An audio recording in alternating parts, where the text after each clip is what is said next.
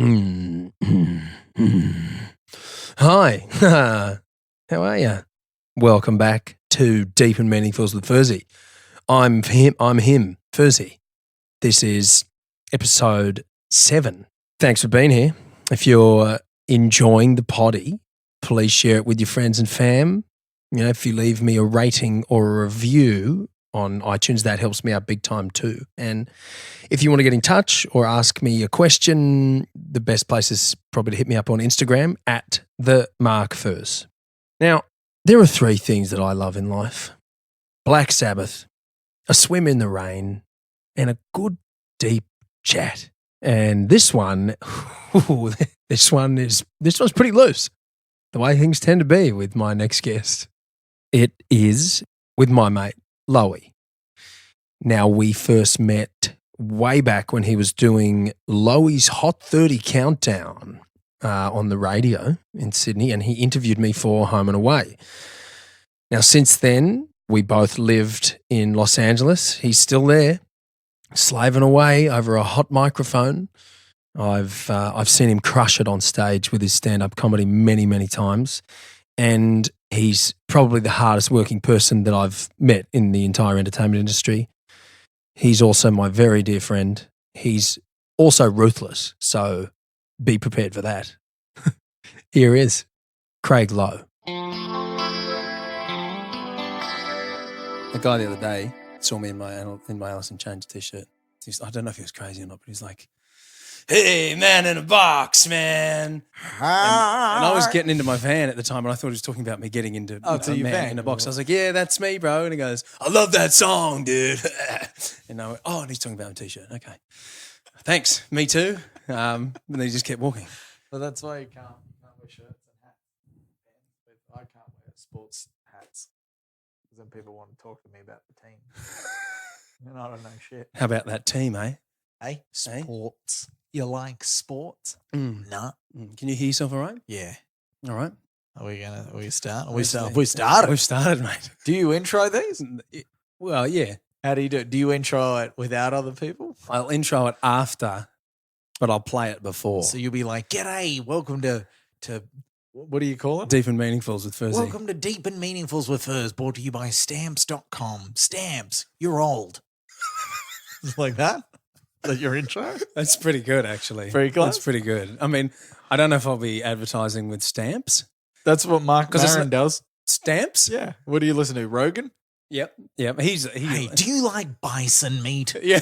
Do you like Brandon Sharp's ears? This is what the Cash App. He's always doing the fucking yeah, Delia does a Cash App. I like Sam Harris's one. He's like Sam Harris is he's such a nerd. I love him. He's fantastic. But his whole thing is like, if you'd like to support the podcast directly, you can donate on samharris.com and just straight up like, doesn't even do Patreon anymore. Why? Because there was a guy, him and Jordan Peterson and a few other people decided to boycott Patreon. Why? Because there's a guy named Sargon of a Card or something. Good name. He's I don't know if he's a rapper or what he is, but he said something on, I think it was on someone else's podcast, like on a YouTube channel, where he said he dropped a few N-bombs. Even though I think he's black. Okay. But he said something that somebody found offensive, even though he wasn't calling someone else that. And then Patreon were like, "No, we can't have you." So they deleted it for freedom of speech. Yeah. And so then Sam Harris was like, "This is bullshit." Yeah. He's not even doing like a hate speech thing. He's saying something as an example. Yeah, but the thing about those fucking Yeah, I love it. That's one that even you of all people won't touch. No. And there's so many times when I go for a big audition or I'm up for something big or I'm writing on some show, I'll be like, "What did I say in 94?" It's going to come back. The hidden Lowie live tapes. Yeah, like, because I've talked so much shit on other people's podcasts that, like, when I was in a bad place and someone's like, "Don't do the podcast," and I'd like drive there like, gonna shit on this club, gonna shit on these people, and then I sort of just fixed all the problems that were internally tweaking me out, and now in retrospect, I'm like, "Ooh." Yeah, this could haunt me. Yeah, and it will, and that's fine. But you'll be prepared to be able to deal with it when that happens, if and when that happens. Yeah, but there's this beautiful thing where I just sort of tell people to fuck off. Yeah. Yeah. Yeah, well, that's quite effective.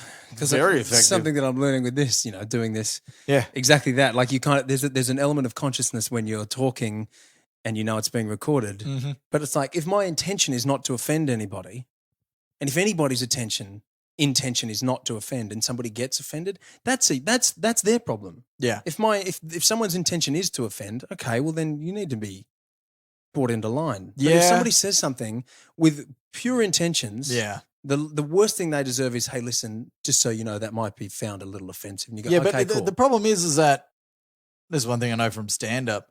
9 times out of 10, people aren't actually offended. They feel they need to be offended. So Right. they're not actually offended. Like case in point, I've never seen anyone dress up like an Indian and I've been like, oh, that's hurting someone's feelings. Yeah. Because people dress up like the crocodile hunter all the time. Yeah. It's like occasionally what we perceive to be offensive, when you actually ask a person who is that, they're like, nah, not really. Yeah, that's right. For some reason, it's fine to be, you're allowed to be real, like intolerant towards Australians. People fine. mimic my accent. Like I've worked at BET and El Rey. One's a black network, the other one's a Latino network. Yeah. Both workplaces, everyone I encounter impersonates my voice. Now, if I was to impersonate someone coming to Australia, like if we had an Indian guy work in the IT department and every time he just came in to do his job, someone was like, oh, I do not know what a USB goes. Yeah. Like that guy would be like, hey, man, just a heads up, you're probably going to lose your job. No I'm severance. going to HR. Yeah. You're in trouble. But because we're a funny nation, people are like, knifey spoony. Yes.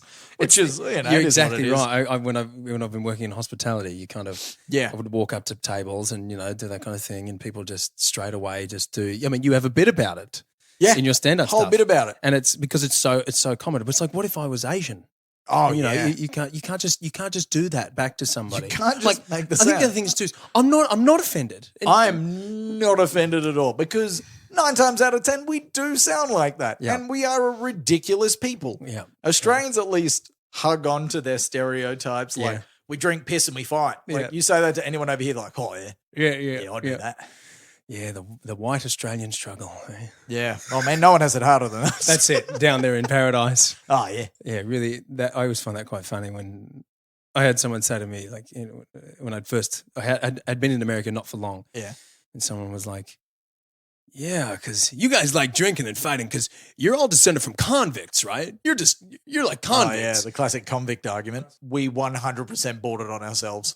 Yeah, that's true. Yeah, we did the wrong thing and we got sent away. I think mine stole bread, Yeah. which back then was rape. Yeah, that's right. And then I know what we'll do. We'll put you on a belt, you naughty boys, and we're going to send you off to the naughty place, which turned out to be wonderful. Oh, not for the start. Now at the start. The not trip even was now. probably awful. Yeah. Once you get there. Have you been to London? Yeah, I was there for 48 hours. Right. It was probably a bit long. It's probably too long. I didn't get the hype. Yeah, I do. Here's one of those things I'm going to regret. Yeah, Someone will find this when I'm in London and Yeah. they'll be like, Yeah. semi-amateur comedian. Yeah, I'll just set up these insults and you can just knock them out the park and hopefully you'll get in more trouble than me. Nah, never. I do like British people. I just don't like London. It's too hectic. Why? It's so hectic, man, and it's not like LA's hectic, but it's sunny. And I don't really like LA, to be honest. But You London's don't like LA? No, London. You hate LA. I like it now because Do I don't ya? live here. I was talking about that today. I like it. I've realized that I do like it now because I get to leave. Go out in public anywhere and people are generally cunts. I mean, Yeah. we don't try to be, but there's just there's something about someone who doesn't quite pull up at the traffic lights enough to set off the sensor, maybe sitting about 3 meters back, and you're like, oh, I hope you fucking die. And you don't know why that feeling's in you. Or you go to like a store and it's 15 items or less and someone's got 18 Yeah. and you just feel like Clearly, they've got 18. Yeah. you It's not even you like, don't oh, you're count. close. I count. And Someone but I else's? count out loud. Other people's items? I count other Right. people's items directly behind them that they know that I know that they're a fucking asshole. So I'll do this. 1, 2, 3. Oh, we're getting up there. Oh, we're in the red now. You've got 7 lemons there, champ. Yeah. And then I'll be more of this is what I used to do. Now I'm trying to do breathing exercises. But like, and then I'd get to the front and then I'd be like, I'd say to the cashier, I thought this used to be the 15 items or less. And they'll be like, oh, it is. And I'll be like, you should police that better. Because this is for people who are in a rush. I mean, I don't work here because I'm in a rush. But, fucking all the time in the world, I guess. I counted my items. Yeah. Have you considered policing, like working as security at Ralph's? I'd suck at it so bad. Because there'd be so many instigators. No, I'd just profile everyone. Yeah. Straight out the gates. It's a weird thing in this town. That's one of the things that is kind of weird about being here as opposed to being on the northern beaches in Sydney. It's like a whole different vibe. Nobody's in a rush anywhere. Everything's it's the complete chill. opposite. Everyone's just, hey, you need to get in traffic? Oh, we'll stop. We'll all stop. Yeah. Where you go? Because there's 7 children in the car. Where you go? Just everyone's relaxed. Everyone's just having children with former footballers. Yes, exactly. Yes. Every husband's named David for some reason. Yep. Yeah. Yeah. That's remarkably accurate. Used to play for the played Origin once. I was doing an acoustic gig the other day, and the guy who I can't remember his name, but he used to play rugby league, and he is now the Lowe's guy. Okay. Like for the fat people clubs? Yeah. Well, we can't call them that. No. The it's like it's not even like cotton on. What's it like? It's like I don't know. Ross for less. Yeah, it's kind of like Ross. It's like Ross's creepy cousin. Yeah, but it's all just dudes, isn't it? It's all dudes. Yeah. And they all have shirts that say stuff like "rather be fishing" or some shit totally, like that, where it's just like that's their novelty range. Yeah, I'll miss my wife. Yeah. My mime will get better. Some shit like that. Yeah, that's right. Some shit your uncle wears at Christmas, and he's like, "You read the shit?" Yeah. Like, say that. Yeah, I read it, Daryl. Yeah. I got other ones. Yeah. He's the Lowe's guy, and he gave me $50. And I was like, oh, what for? No. For just rocking out so hard at my acoustic gig. Oh, he just gave you $50. He loved it. He came up and gave me a hug. We're like in the middle of the song, and I was kind of like trying to give him a high five and keep strumming. What song do you think I'm going to ask you where you're playing? What song do you reckon it is? I have no idea. It's definitely not going to be Horses by Daryl. By Daryl fucking Braithwaite. You're right. And for those of you who are American, you need to Spotify a song called "Horses" by Daryl Braithwaite. It was huge in the 80s, early 90s, late 80s, early 90s, late 90s, early 2000s, and it's just made another late 2000s. Yeah, now it goes in waves. Yeah, it goes in waves. Yeah. And then we wheel out Daryl Braithwaite, and he's all like, "Yay, more cash." He's just getting grayer, but he still wails. Yeah, so does Johnny Farnham. Yep, John Farnham keeps quitting and then just keeps doing more. Yeah, he pulled the kiss. He's like, "It's the farewell tour. It's the last time I'm going to say goodbye." Yeah, to touring goodbyes. I get it though. Good on them. Like they're getting on, but they're like, you know what else am I going to do? Fuck it. But why quit in the first? Like a great way to sell tickets, mate. No, it's not. It's got to be it. Because now I'm never coming back again. I promise. You better get a ticket. If he had just been like every couple of years ask someone who's, I don't know, not a dumb fuck, and just been like, what should I do? I'd be like, just do the Whisperin' Jack 30th year, and you do only the songs from that album start to finish. And he'd be like, oh yeah, great. And then the next one would be like, what should I do? And it'd just be like, you and your son, and you call it the Farnham Family Band, and guess what, fuckface? Same songs again. Yeah, right. Different name. Instead of keep dangling the carrot of, no, I'm definitely quitting this time. But someone should have told him. Yeah, look, John Farnham's way of doing business is quite interesting. I don't get it.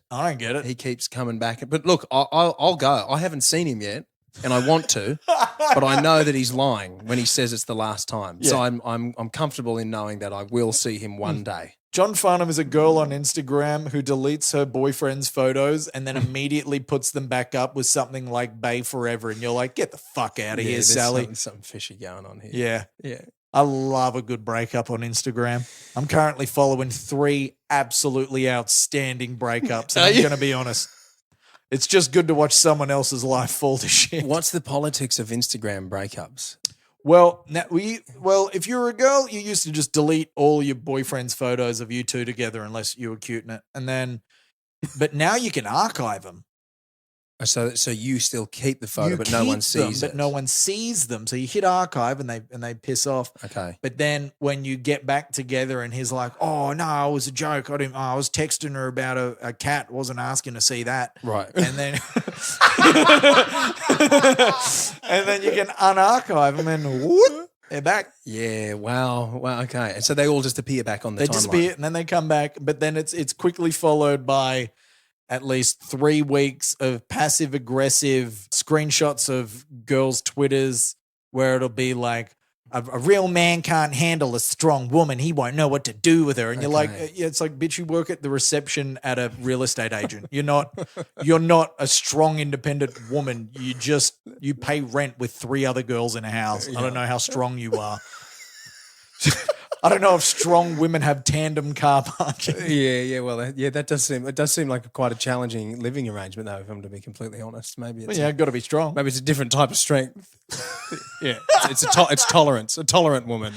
Yeah. But look, for those of you about to get angry at the comments I just made, men are garbage. So that offsets. Good disclaimer. Yeah. We should probably put that at the start of this podcast anyway. I should probably put it at the start of most of my podcasts. Just men are garbage.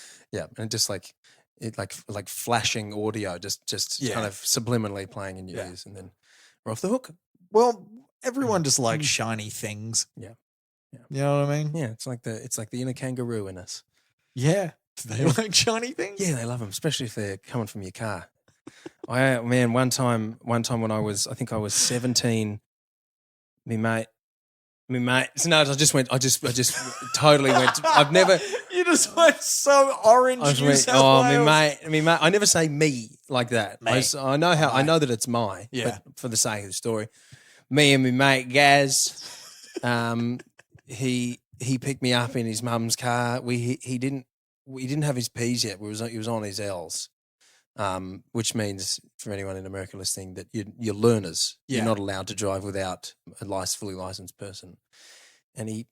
But he did anyway. We went out to this party and, had a bit of a party, had a good time, had to go home, and the party was out in the country somewhere, and Gaz has terrible, terrible eyesight. I don't know if it's gotten any better, but I doubt it. And as we were driving, I was sitting there. I was like, oh, geez, there's a kangaroo in the middle of the road. Oh, blatantly standing there in the middle of the road. And this is on the way home. And I was like, Gaz, whoa, hey! And we got it. It was brutal, and it was horrible because it scared the living crap out of us, and the poor kangaroo would not have fared well. Yeah. But they get dazzled by the shiny lights. Well, yeah. And they kind of jump towards you because they don't know what's going on. Yeah. And so not only actually, it's funny now that I'm retelling this story now that I'm older, it's really quite tragic and awful. Yeah, no, I didn't know how you thought you were going to get out of this one. No, because now I'm realizing we probably killed an animal. Yeah. And then Gaz went home and had to lie. This is the funny part, actually. He went home, and because he smashed the headlight and the bonnet was a bit dinged up, he pretended that he'd just been going for a drive to get some driving practice in the wee hours of the morning. That's what he told his parents. Yeah. And of course his dad didn't buy it. Oh, no way. Yeah. You wouldn't. No, I didn't take that yarn. Yeah. So that's crazy. And he got in a lot of strife. And my folks, his dad then told my parents. Bitch move. Yeah, exactly. He fucking dogged on me. Fucking dog cunt. Yeah. Who fucking does that? And parents love a good dob. And my parents were so awesome about it because they were like, okay, we found out what happened, Mark. And we're not mad, we're just disappointed in you. We thought better from you. And they didn't discipline me or anything like that. They just treated me like a peer. And I was like, wow, you motherfuckers. Wow, that's really good. You're not even going to yell at me to make me feel better about, so like I'm off the hook. I've got to look at my own actions and take responsibility for myself like an adult. Wow. They just made you feel like absolute, like you're a shitty coworker. Yeah, they were, and it was perfect. It was a really cool way for them to do a bit of parenting. So well done, Mum and Dad. That hit the spot. Good for you. Taught me a good lesson, that one. My dad beat the shit out of me with a leather belt, but I like what your parents did. I can't see why. I don't know why I ended up the aggressive one and you taught me yoga. Seems very I mean, I can't see the correlation. There's no anywhere cause here and effect there whatsoever. between passing on aggressive tendencies to your child when you're angry. Yeah. I'll figure it out someday. Your we were talking about your beard earlier. Oh, will we call it that? Yeah, well, it's getting there. How you've grown a beard before? Once before? No, I haven't. Well, you tried. I think I was like 2 weeks away from where it's going to be. Yeah. And then I shaved it off for a really big movie role. That you got it for sure. Yeah, no, absolutely. Yeah. Yeah, I can't talk about it. Right. A little movie called Avengers. Or did you play Jeremy Renner playing Hawkeye? I saw Jeremy Renner yesterday. I forgot to tell you. Right. He was driving a Tesla with some blonde chick. They pulled up out the front of Ralph's. She ran in and got flowers. He was wearing a hat, but then as they took off, he was smiling. And then I Googled him and he's worth like 54 million quid and has this beautiful home. So I was like, oh yeah, that's probably why. And that's the end of my Jeremy Renner story. We'll be back with more thanks to stamps.com. Well, that's a great story, man. That was a great. I should have told you. You guys don't know this, but Mark and I constantly have this joke because my eyes are too far apart. So I'm never going to make it as a good actor. Mind you, Jai Courtney's eyes are on vacation from one another as well, but he's like 8'4" and 17 feet wide. Well, it's working for Jeremy Renner too. Yeah, but I realized it's only because Renner agrees to do you're in that roles. So I've just got to lower the bar. Right. That's where I've been going wrong. Right. Well, maybe we should write something where you can play his brother. What do you want to call it? Raremy Jenner? You can be Raremy Jenner. Yeah. Yeah. He's an ugly dude too. No offense. Sometimes he's hot, and then other times you're like, oh, you got a little hobbit nose. Yeah. I don't know. If you do a podcast, we need to call it No Offense. No Offense with Craig Lowe. The amount of people I've shat on podcasts that later on I'm like, fuck, if I make it and this gets picked up by TMZ. They'll be like, yeah. I'll be like, I know what he's don't like. care. That guy's a terrible actress. What's the other one that I call you? The guy from the thing from Ice Age. What's his name? You know the dude with the. I was about to say scat, but it is something like that though. His name is He grabs acorns at the start of them all the time, right? No. It's the other dude. Guy? The other dude with the eyes that are really far apart, and the one that you look exactly like in every way. And he's also got a hairy face like you at the moment. It's a shit beard. I don't know if it's going to happen. It's coming in pretty good. I've invested in live bearded pills called the Beard Boosters. Take 2 a day and pray. And I thought you were kidding when you told me about that. What's in them? Oh, I don't know. You should know. Yeah, it's a multivitamin, but I believe it also has the same stuff that like growth hormone, Capricia and shit has in it. Okay. Propecia. I think what it does is it stops. I think it's meant to stop your hair from growing, and then it sends all the chemicals back down to your face. That seems a little complex, but well, here's the thing: it's got 500 reviews, and 495 of them are good, and then the other 5 had a stroke or something. But those are pretty good odds. I mean, I'll take that, especially if it's for a healthy, thick, rich beard. Yeah, and then I've also got my beard butter coming, my beard shampoo, okay. And then my beard moisturizers. Yeah, you're being very humble because it is a little bit patchy. It's very patchy. What I can tell you is that if you just push through, push through to about 4 months, all those patches will fill in. Plus, you deserve it because you've got a thick and lush, incredible head of hair that's never going to fall out. My hair is. I got a haircut 2 weeks ago, and I got to go back in now, and it was short. Yeah. Like my hair grows bananas. Yeah. I feel like your hairline is coming down. Yeah, some have a receding. Yeah, like me. Mine's going, I've got the spot right in the middle, staying there beautifully. Yours is and great. The sides are kind of just going, ooh, because becoming the McDonald's guy. Your head kind of looks like the top half of the Batman logo. It does, but it's not even, we were talking about this before, it's not even symmetrical. At least when you go bald, it'd be nice if it fell out evenly. No, not for me. The right side's going to go bald first. And then the left side will hopefully catch up. But it's only you and someone who stares at you every day who ever notices Well, this you say that, but I've shaved my head. If I grew my hair, you'd be like, why is half his hair missing? Well, I'm growing my beard. Why don't you grow your hair? Oh, okay. That'll be fair. It seems fair to me. It's much more acceptable to have a patchy beard than to be having a patchy head of hair. Because people Untrue. think, oh, has he been in a fire? No. No one trusts a guy with a patchy beard. People trust bald pricks all the time. They're bankers. Yeah, well, that's true. We run the world. Girls. That's bald men. Me and Jason Statham. Have you seen that billboard for the Rocks movie with him and Statham? And I realized this has to be one of the first times ever it's just two bald pricks. I saw the trailer billboard. and I was real stoked. The trailer is so mind-numbingly dumb that I cannot wait for it. It'll be great. It'll be great. And it's really good for, for my ego because I was like, if The Rock and Jason Statham can do it, I'm exactly like them physically. Yeah. And it's not going to be a problem for me to be next in line. No. As a bald man and physique-wise. It's going to be perfect. Because that's all. Because the truth of the matter is that's what you need. If you have no hair, you must be jacked.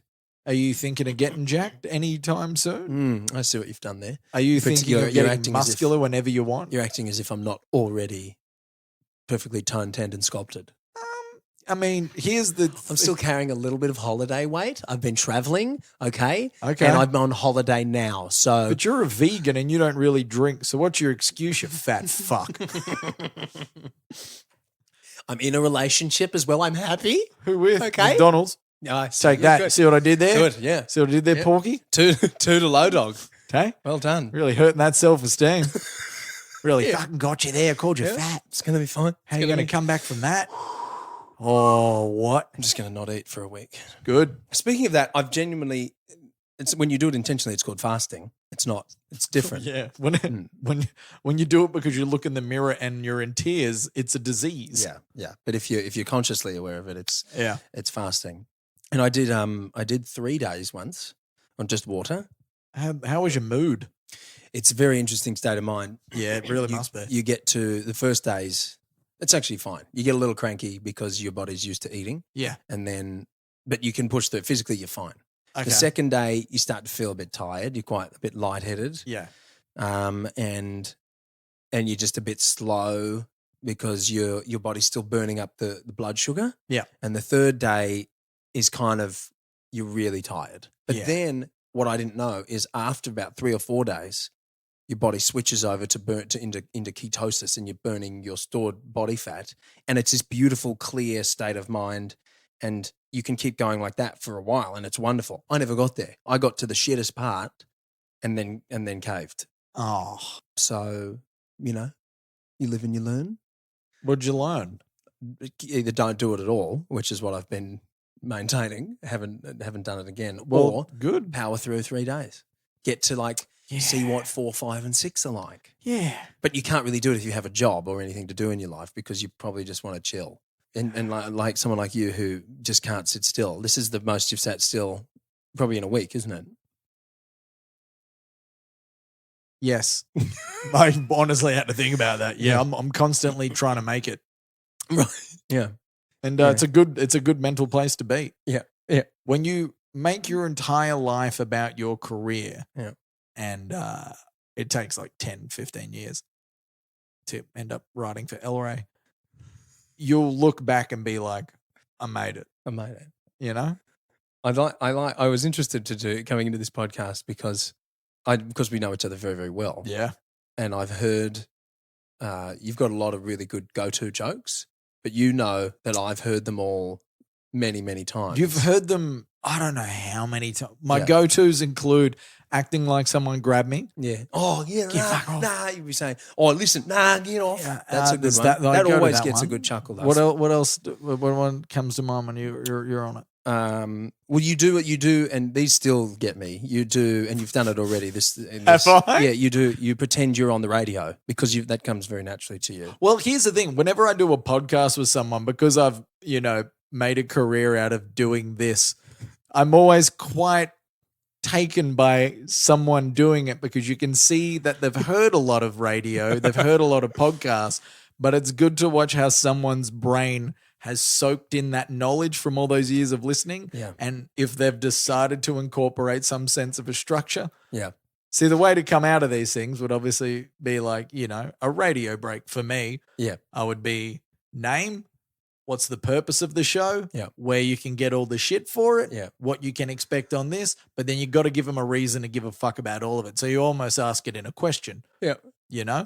Yep. But then I'll go on someone's podcast, and that not yours specifically, but like someone's podcast, and they'll be like, "So you're from Australia?" And I'll be like, oh, no one listens to this. Straight out the gates. Instantly, oh, I see what's actually happening. Like I can usually tell within 5 minutes whether this thing gets downloads or not. And then it really depends on where I go with it. But it's also funny to sit with you while you're doing it because you keep looking at your phone and I can't tell whether you've got questions or things to do or you're just like somewhere to be. Yeah. Or you're just like, oh, fuck, come on. I've got to Thai green curry. I got to fucking, how long is this? 20 minutes. But it's very weird for me. It's more like, I think this was a mistake. This is how do I get out of this? That's the you're giving yourself pep notes? Don't be nervous against a fucking radio professional. Yeah. God, you're with a broadcaster. That's what it is. He's gonna see straight through me. Oh God. Now see what I've done with this podcast is none of that. The structure you're talking about, none of it. I just start recording before you even know. Right. And we just do what happens so that I'm off the hook with any kind of formatting situations, and this can bounce around. Research. That's great, by the way. Exactly. Yeah, some of the best interviews you'll ever see on Letterman or any of the great interview shows is their inability to just really just know where it's going. Yeah. You know? Well, I feel like that's the case with you no matter what's happening. Just having dinner with you. Well, I'd have 5 questions I'd already want to ask you, but that would be things I've always wanted to ask you. Yeah, but see, this is different. You've never interviewed you. Yeah. You are you. I interview me when I meditate. That's what meditation is. Wow, that was really profound. No, I realized that the other day because when you're interviewing yourself, when you're meditating, you can't fucking lie. Yeah. Because you can try, but then you go, I know I'm lying to myself. Yeah. That's bullshit. Am I going to sit with that one? Yeah. Am I going to keep bullshitting myself? Because I'll be like, oh, this person got that thing. Nah, Craig, it's good. It's happy. And then I'll be like, hang on, back up, fuckface. You don't feel that way. Yeah. Why don't you feel that way? And how do we honestly feel that way? And then you're like, okay, I got to do some unpacking here. It's been good to sit down with me for 30 minutes here and really been like, this mirror isn't as clean as I wanted it to be. Wow, man. Yeah. Hey, that's some good stuff you've gotten to. You're dead on. Yeah. You're dead on. I mean, you're crazy. I love you, man. Like hanging out with you is honestly, I've got a few questions I'm going to ask you, but I'm like, this is just going where it goes. That's why you do your comedy so well, because you're just like, I don't know what's going on up there. I don't know. There's a lot. There's a lot, but I appreciate you. I think you always know I've appreciated you, but there is a lot going on. But see that you asked me, when you interview someone, you usually have you do a bit of homework. I've been doing homework on you for fucking 12 years, mate. Yeah, no, you know it back to front. Still trying to figure it out. Well, here's the fun. I think I've said it to you once or twice. We were at a bar together the night before I moved here. That's true. We were at that bar in North Sydney. Yeah. What was it called? I had my 21st birthday there. Yeah. Yeah, that was weird. So it's weird to come full circle and just be best mates after that. Because if we had said to each other, hey, here's where you're going to be 12 years from now in each other's lives, you'd be like, oh, that's weird. I can't see it. But then I get excited at the possibility that how many other people are in my life currently that right now are just a guest star that don't even know they're going to be bumped up to a series reg. And what role? You're the director or the star or both? I'm like the director. I'm like Ben Affleck in one of his movies where I'm the writer, the director, the producer, and the star. And Batman. And fat Batman. On the side. Bloated Batman. Yeah. Where you can clearly tell I haven't been off the sauce. You still sleepwalking? No. Really? No, don't really have nightmares much anymore either. Excellent. But mind you, I went through a phase where I got into the marijuana a bit. Right. But then I leaned off that. Right. Because I found I was writing good jokes, but just not a lot of them. Yeah. Yeah, it's not. I mean, it's some individuals it's great for, but I can't be productive if I'm smoking weed. Yeah, I have to. I move so far laterally. I have all these ideas. Yes, but I can't execute them. You can't be like focused up. Like I'm doing this for this. I'm going to finish this idea. I just can't do it. Well, I use it wrong then because I think I use it like lubricant for creativity. Where I'll sit in front of my computer and I'll be like, I got 5 premises I need to write down. I've got them in here. Let me get high as fuck. And there's this beautiful window where I'll have 4 drinks and I'll smoke a little bit and then I'm fucking flying. Yeah. And it goes grrr, but one too much either way of that window and then the wheels start to come a little bit off the train. you get the creative death wobbles and there's nothing. Yeah, you're like, oh yeah, I'll do this joke about pelicans. Yeah, or you start over evaluating your life. Yes, and it becomes it goes the wrong way. I don't know who it's a famous writer who made the quote: "Write drunk, edit sober." Oh, which is exactly yes, you know the one. Yes, which makes a lot of sense. If you can be creative, if you can find that spot where your mind's just bouncing out ideas that just coming out of you like crazy. But then when you sit down the next day and you go, I don't know what I was on with the pelican thing. Maybe buff that. Maybe buff that one out. Yeah. But these ones are pretty good. I did that. Yeah, you're absolutely right. I wrote a show like last month, wrote the majority of it and built most of it shit-faced, came back and was like, oh, this is actually fucking great. Yeah. Spelling's all over the shop. I don't know if I know the difference between your, and your, but we're in it. Yeah, drunk you doesn't worry about those kinds of things. You shouldn't. No, exactly. It's quite an effective tool to be able to tap into. It's interesting driving around LA now, especially after being in Australia for a while again, and how cannabis is just a thing. It's just like it's part of our daily lives, like buying milk. Absolutely, it is. There's billboards everywhere. Yeah. And because can you not advertise alcohol now like that? You can advertise booze, but you can't advertise cigarettes. But it's a very, where my heart breaks for anyone who's in jail doing 25 years for marijuana possession. Some kid who was, And now I can just go and fucking buy it by the gallon if I want. There's no real, hey, that'll do, pig. No. Like it's well, I think you're legally allowed to purchase way more than you could ever need. Oh yeah, and have plants that can give you way more than you could ever need. Personally, I think they're changing that law for people in prison, aren't they? To retroactively pull it back. I think so. They kind of need to. Oh yeah, man. Although we are kind of living in a generation now where you'll get in trouble for something you did 15 years ago for something you said. What, you mean something like this? No, this is. I'll be dead in 15 for sure. No fucking way. I'm planning that it's going to take 15 years before this takes off. It's 15 years ahead of its time, this podcast. Yeah. You're the first guy to do a podcast that just involves. Yeah. I'm certainly not late to the game. No, it's just two guys shooting the shit. Two really excellent guys. Are you snapping your toes right now? Yeah, hang on, let me go. Oh my God. No, I'm run out. I've done this foot. I'm a cracky guy. I'm a real cracker. Yeah. You don't crack your toes? Nah, too busy fucking chicks. Okay. Yep. Good. What else we got? I don't know. I'm trying to see what you've got written in your little phone of doom over there. I noticed that you dodged the sleepwalking thing very, very effectively because What do you want me to say on it? No, nothing. There was just a couple of funny stories we had about sleepwalking. Got a bunch. The time that you punched a hole into my bathroom door. Oh my God, are you weren't even about that? You weren't even awake. Nah, but I came back and fixed it. It's true, you did a great job. Yeah. I was actually interested in just that kind of dream sleepwalking place. I've had a few of it. I pissed all over my girlfriend's vanity. Wow, I'm glad you said vanity. Because in my vanity is what I call it. No, I guess somewhere vanity is what I call her Instagram page.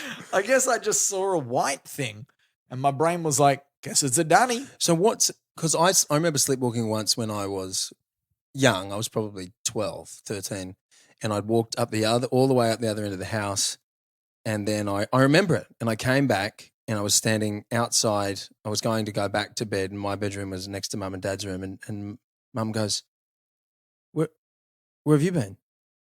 And I'd been in bed, and I said, I'd been to tell Will something, and Will was a friend from school. Yeah. And then I just got back into bed, and I remember it, but I hadn't gone to tell Will anything. Ooh. I lived 20 k's out of town, so I didn't know what I'm curious about what. Because did you sleepwalk often?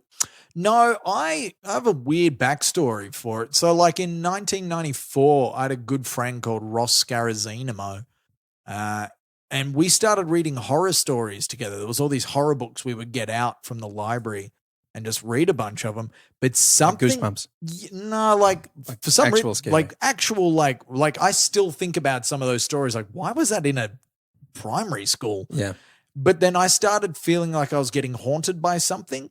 And then the feeling got worse and worse and worse to the point where it felt like there was constantly something in my room. Wow. And then I slept it beside my parents' bed. I must have been like 14. And I slept beside my parents' bed for an entire year on the mattress. And then the terrors came, and then I still felt terrible. And then slowly but steadily, I started sleeping back in my own bed one night a week and 2 nights a week. And then it took a real lot of time to get us out of it. But then occasionally something will just tweak at me, and then I'll just something will feel like it's back again. Wow, man. Or I'll just wake up somewhere weird and I'll be like, all right.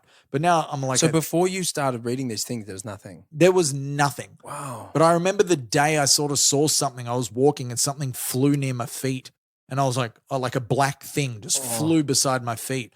And then I was like, oh, and the only other time I felt it was when I was back working at Nova in Sydney. Yep. For some unbeknown fucking reason, they put me in a huge residential high-rise on Piermont overlooking the water. But here's the thing. There must have been, and I'm shitting you not, must have been like 300 units, and out of all of them, only 3 people were living in there. So you drove into this residential place like The fucking Shining. Wow. And every night I slept on the couch because every time I walked near the bedroom, I just got this overwhelming sense of dread and anger. And I was like, this isn't good. Slept on the couch, and then I was like, you know what? This feels fucking weird. So the last day I left before I came back to LA, I packed all my bags, and as I was walking out the door, I turned around and I said, hey, if there's something here, let it be known. And as I said that, all the gas cylinders on the stovetop blew, just went like sparked and just went up. And I fucking, you know that gasp you have that really takes you when you go, I got goosebumps. Yeah, it fucked me up. I remember I ran like I've probably never run before. Like, See, the thing is, it sounds like that's bullshit. Yeah. But I know that I don't feel like you have really, I mean, I know you pretty well. Yeah. And I can't imagine why that would be the kind of thing you would make. Well, there's nothing for me to it's not a very gain. good. It's not a very good story. It's a shitty story if it's not true. Yeah, but it's if like, it is there's true, nothing involved in it. But it like those things fuck me up a bit. So now, whenever I hear something in the night or I feel creepy or something like that, I'm like, meh. But 9 times out of 10, when I wake up in the wrong place, I'm just like, oh, either something got me up and tried to take me for a bit of a walk. Something got me. Yeah, I mean, I'm just trying to skeptically play out what could have happened. There could be a anything. coincidence. Could be a surging gas. You know, it's one of those But the things. timing of that is awfully uncomfortable. Timing was terrible. Oh man, Yeah. that's so I wrote this script recently about a girl who is possessed. Yes. And I was doing a bunch of homework trying to, it's about a heavily Catholic family and their daughter gets possessed. So I was doing a lot of homework trying to figure out, watching, obviously started off watching other movies with possession movies, which, they take a lot of liberties, and then diving into finding about other people's stories. And you shared that one with me in Australia. Yeah. About the exorcism in the middle of nowhere. Oh yeah, that one's. Yeah. And it's interesting that you say, when you were young, you were reading these creepy stories and it kind of stayed with you. Yeah. There was a little moment there where I started reading. I was late. It was late at night. It was like 2 or 3 in the morning. I was reading something about the occult or something, trying to figure out a certain terminology for this script. And I kind of got taken with some page that down this rabbit hole of darkness. And, I'm hanging on to it with this, healthy amount of skepticism that I like to think that I have. And I'm going, it's fine. It's just a website. I'm just reading. But I was just afraid, and I don't believe in this stuff. But I'm sitting there reading this. It doesn't help that I'm alone. I was home alone at the time. It was late.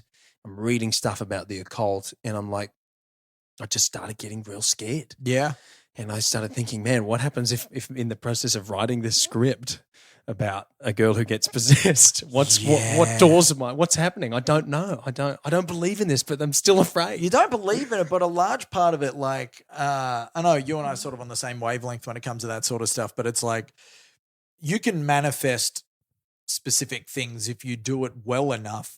This year I manifested a bunch of great things I said I really wanted, and they came back to me exactly how I'd pictured them in my head. I think it's the exact same thing even when you're reading something terrible. Yeah, I could be reading about a haunting in Delaware, but the fact is it's just me and that story, and I'm sending my vibration directly to that story and whatever that was. So whatever vibration is still happening from that story, it's like a phone call, like, brr, oh, cool, someone's calling me. Let me go visit. Yeah. That's how I feel when it comes to terrifying things. I'm with you, man. Yeah. Like I often think about, I have these like sober stoner thoughts these days where I think about like, and I used to have them all the time when I was smoking, but I still have them these days. When I think about stuff like that, I think we figured out radio waves, right? And those kinds of ways of communication. And we just use it to kind of send video or radio or messages and stuff like that. But what if there's things that live in there? Yeah. I kind of think, how would we know how to capture them or measure them? And is that a thing? We don't know. No. We don't know what the fuck's going on. Everything is just a vibration. That's what's so weird. That's why human beings love music so much. Yeah. Because it's just our core element back to what it is. It's just a sound. It hits whatever us that is on a level that is beyond rationality. Yeah.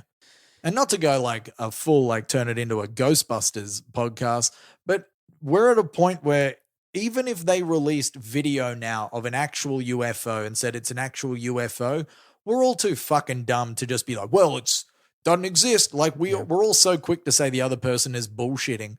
Yet it's so weird. And I think they did it in Independence Day. It was like, even when he was like, I got aliens took me and probed me. They're like, whatever, idiot. We've got to go fight aliens. It's like, wait, what? Yeah. Yeah. Like that's where I think we're at now. Like if you don't believe in ghosts and you don't believe in aliens, then you might be dumb. Yeah, there's got to be like, there just has to be something. The plausible. So supposedly the universe is endless, and that's if we believe that there's only one. There's the multiverse theory, which will really break your noodle.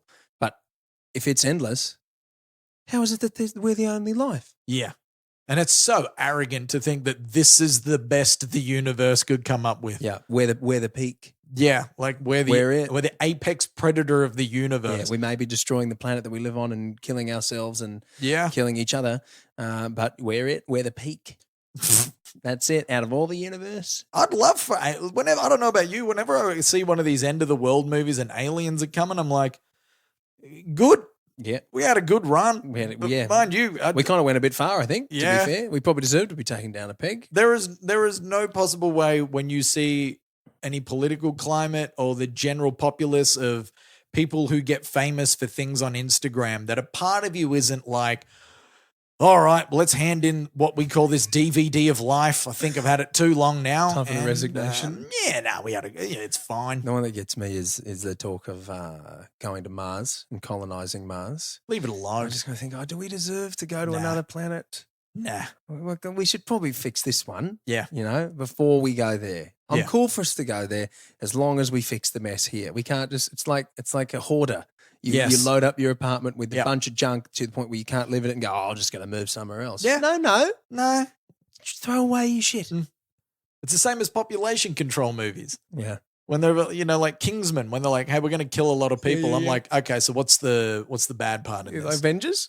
Yeah. It's happening in a lot of big movies. Kingsman, a lot. Avengers. Yeah. And the bad guys getting more and more relatable. I quite liked Thanos, to be honest. Yeah, I didn't. To be honest, I heard his story and I was like, I'm gonna have to. I'm glad you said it, not me, mate. Yeah.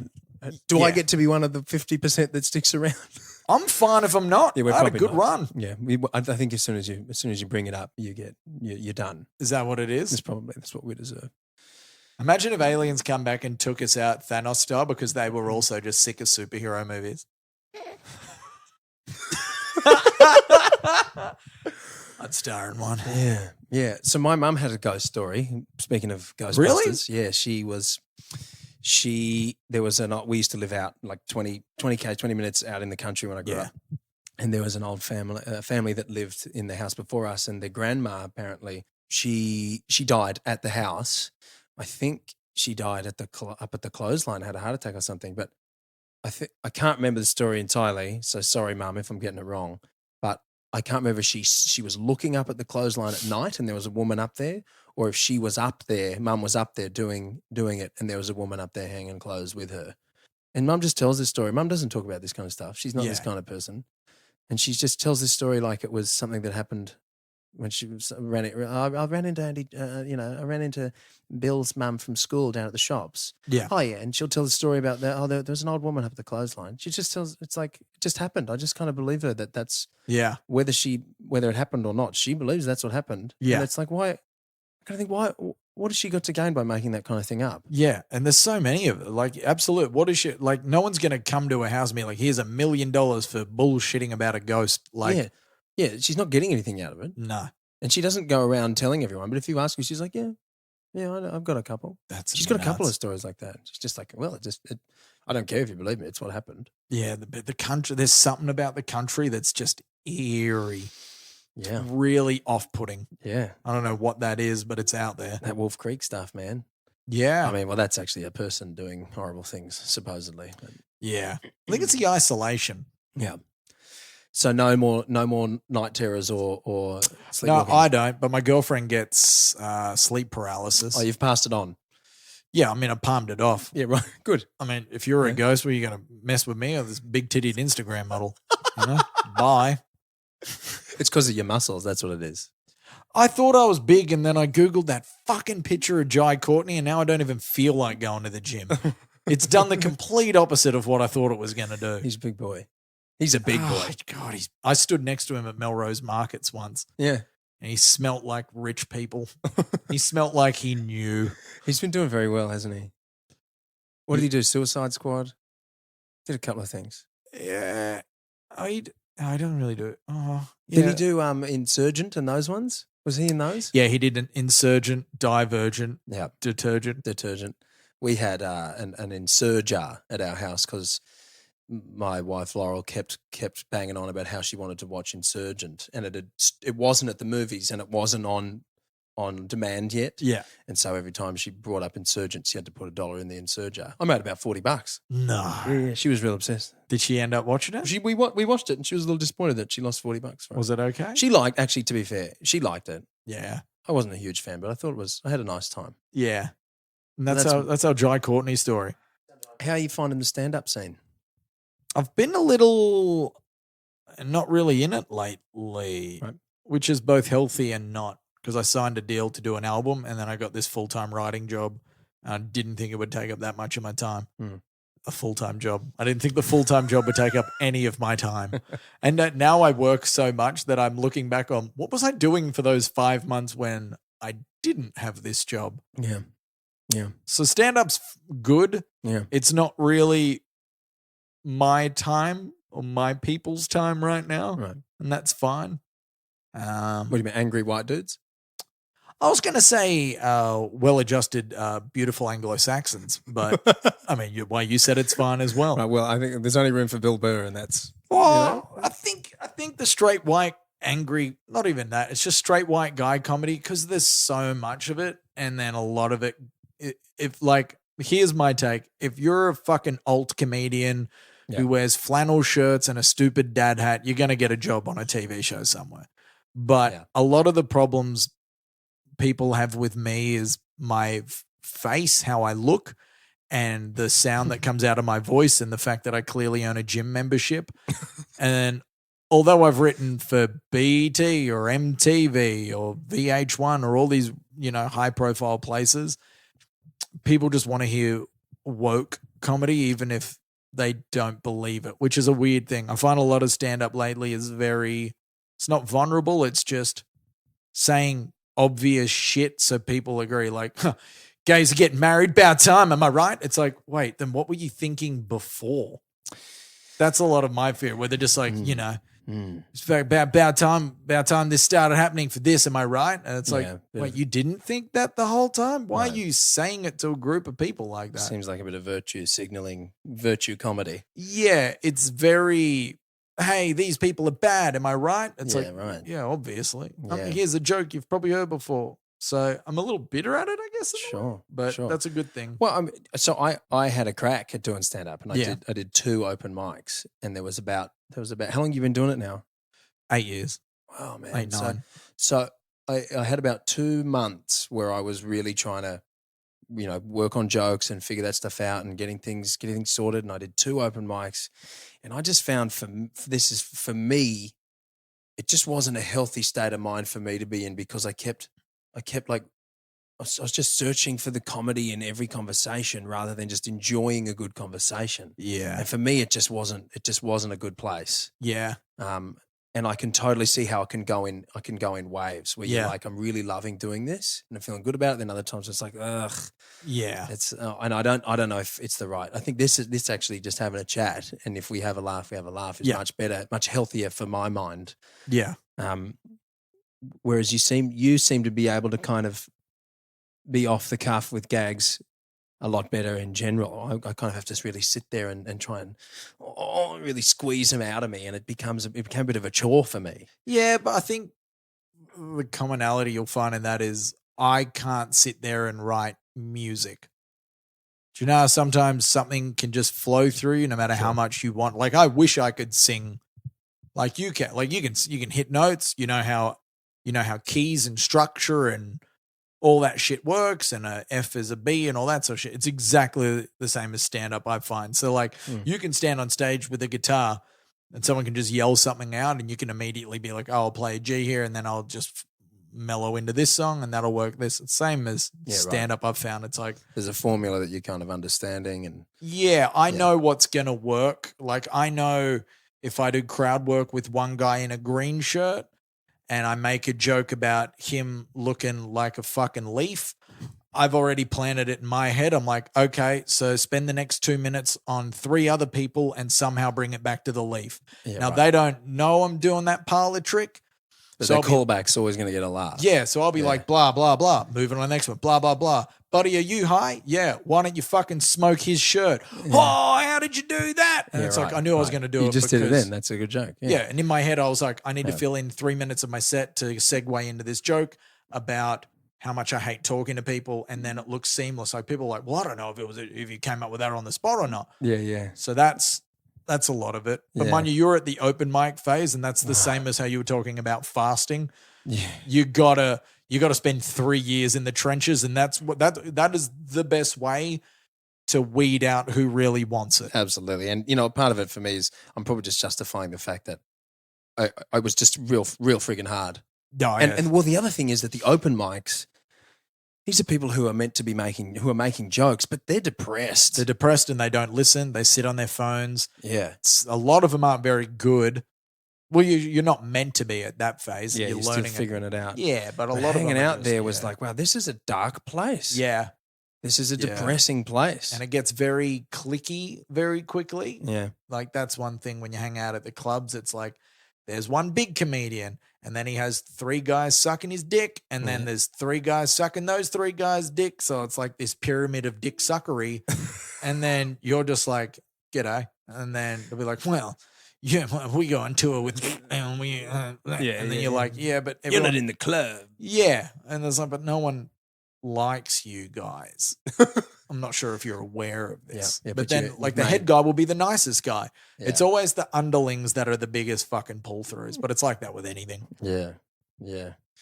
Yeah, it's a funny world. It's probably the fitting word to use, but it's an odd world, the stand-up comedy world. And there's a whole bunch about it that I never understood. I think that a lot of people genuinely don't understand that you're not making it up on the spot, because it seems as though I, for a very long time, thought, wow, that guy's really funny. And then I saw the same comedian twice and he did the same thing. And I was like,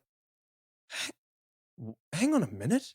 Yeah. He's not just saying things off the cuff at all. Yeah. He said it exactly the same 6 months ago. Yeah, and sometimes it does a little better sometimes, and the other times you can suck. Yeah. And I think there's a lot of people that don't realize that. They don't quite understand that it's a show.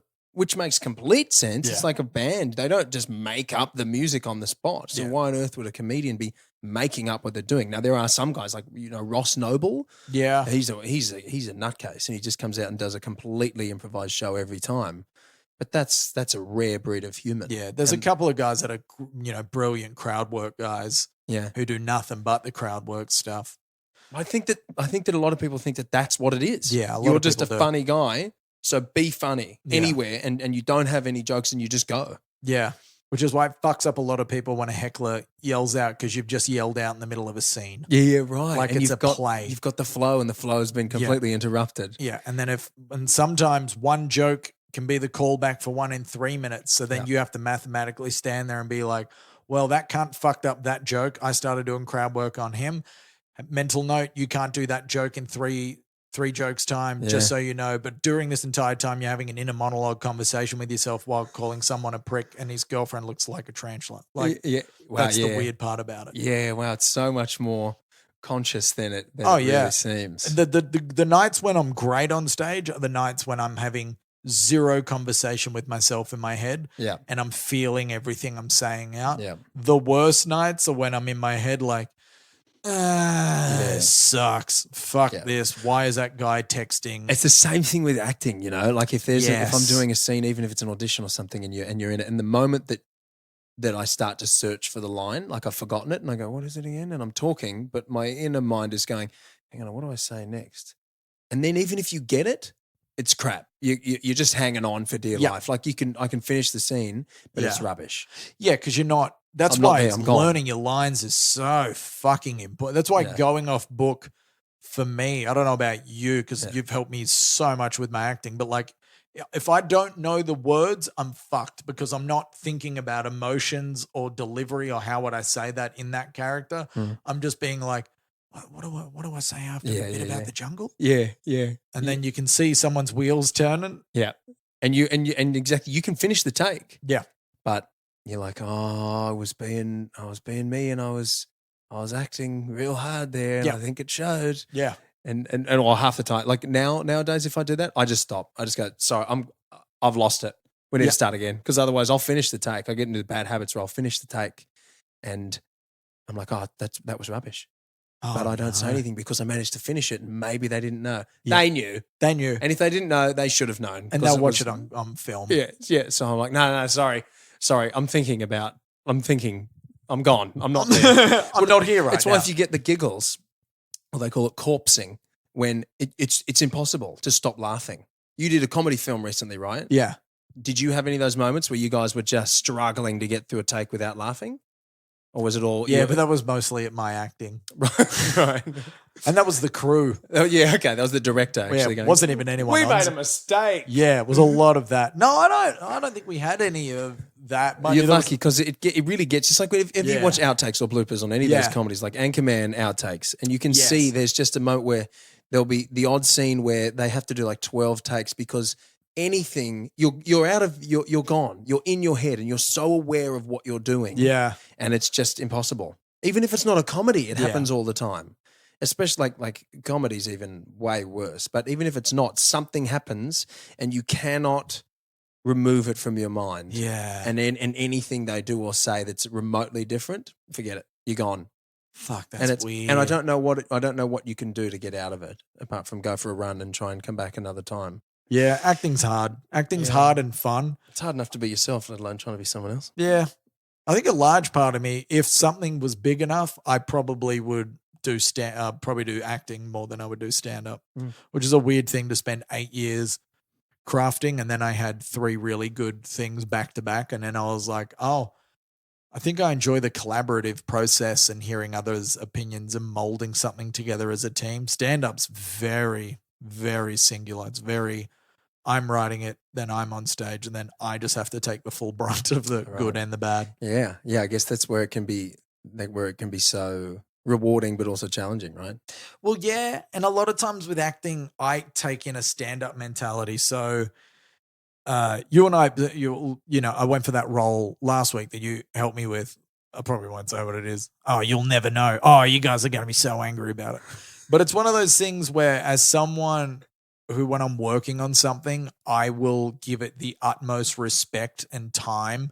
So a part of me is so arrogant in my head that I'm like, it doesn't matter who they give it to. That person would not have worked as hard as I would have physically and mentally for that role, because I know what my work ethic is, and you've got to fucking really bring it to beat me on my best day of me working hard, which is hard because I'm going into acting with that mentality. And a lot of the time acting is 17 people making a decision on who gets that one role, and it can come down to weird shit like, oh, we've put them in 2 other things so they get this and then this. We can't have that guy because Phil, the executive from the production company, doesn't like his eyebrows. It's shit like that where it's the art is taken out of your hand to be able to create, whereas stand-up's just like, good luck, off you go. There's no boss. There's no real rules except for don't say this word maybe and don't punch anyone in the audience. There's no team. It's like tennis versus soccer. It's exactly what it is, yeah. Yeah, you're completely there out on your own. Yeah. And I guess you can get in your own head too, and you can sabotage yourself. Yeah. Whereas you got no teammates to help you out, like, to kind of try and carry you a little bit if you're having a real shitty time. And you go as far as you want to go when you're doing something by yourself. So if I gave stand-up comedy 7 nights a week, wrote for 2 hours a day, pestered everyone for stage time, I would probably be 4 years more advanced there than where I am now. Sure. Mind you, with acting, I can put in that same amount of love and care, and it still comes down to some casting director assistant who's going through a breakup and didn't watch your self-tape and ends up giving it to some fuckhead who is on CW because he has blue eyes. Yeah. And lots of Instagram followers. Lots of Instagram followers, even though they are fucking terrible on camera. It's like, and that's where a lot of the problems, I mean, I know we're finding it. It's like, if you're casting people based on followers, you're not in casting, you're in publicity. So fuck off. Yeah, man. If you're casting, the only thing that should matter to you is a beautiful performance in front of the camera. And I know a lot of people will be like, well, you're just not up with the times. And I'm fine with being a traditionalist in that aspect. Yeah. The thing that someone works for the most should go to that person. It shouldn't be, oh, they do that moment when videos and they can probably help 6 people buy tickets, because anything they've ever given to an influencer has failed because no one ends up watching them in long form formats because they're fucking irritating. Yeah. It's funny, that casting thing for influencers. I was actually really lucky to get a role in a movie a couple of years ago. The movie was called Tell Me How I Die. Yeah. And it's currently on iTunes. And I bought it. It's really good. I watch it a lot. I watch it at Halloween a bunch. Amazing. And I nearly didn't get that role. Yeah. Because the way they were getting funding was getting social media people in there. So for instance, Ryan Higa was in it, and that was his first acting role. Yeah. He's a YouTube guy and he's huge. And to his credit, he crushed it. And he was the opposite of what you're describing. He was like, he didn't think he was worthy. He was stressing out so much, and he worked his ass off on that role. And I think he was really great. Great. But there was another guy who was going to get my role, and he came in, and I think the director was just like, "Yeah, man, I can't do it with him. He can't. He's not an actor." Yeah. And it was a problem. The director was like, I just can't. So we need to, like, they wanted to put him in there to get the social media thing, and he's like, nah, it's not going to work. It's just not going to work. Yeah. And so luckily I'm standing there going, please, I've got a couple of thousand Instagram followers. Please pick me. Yeah. I can do lines. I can learn all the lines. Funny, but you were great in it. Thanks, man. Yeah. Because you're an actor. Yeah, but that was lucky, dude. It probably more often than not wouldn't have gone my way. Yeah. But, it's a changing world. I've got to get my socials up, bro. I don't think I do. And to be honest, I'm giving it fuck all of my attention because I would much rather dedicate that time to honing my craft that I care about for a room full of people than I would some pull-through teenager who thinks me putting a whoopee cushion in public and filming fat people sitting down on it is funny. And that's where it comes to that end of the world chat again. It's like, if this is where entertainment's going, aliens can come. You're good. I'm good for a comment. Yeah, we had a good run. Yeah. We really milked it for all it was worth. Yeah. If this is where it's going now, where it's just like, fuck it. Everyone gets a show. It's like, okay. And look, perfect way to sum up this podcast. You know, Mm-hmm. let's see if anyone listens. Let's. Oh, should we wrap it up, mate? Yeah, mate. I don't know. It's been a while. Oh, well, mate, thank you very much for having me on. I'm very proud of you. I'm happy to see you over here again. Oh, likewise, man. Love you, brother. Thanks for being here. Love you, mate. See ya. Bye.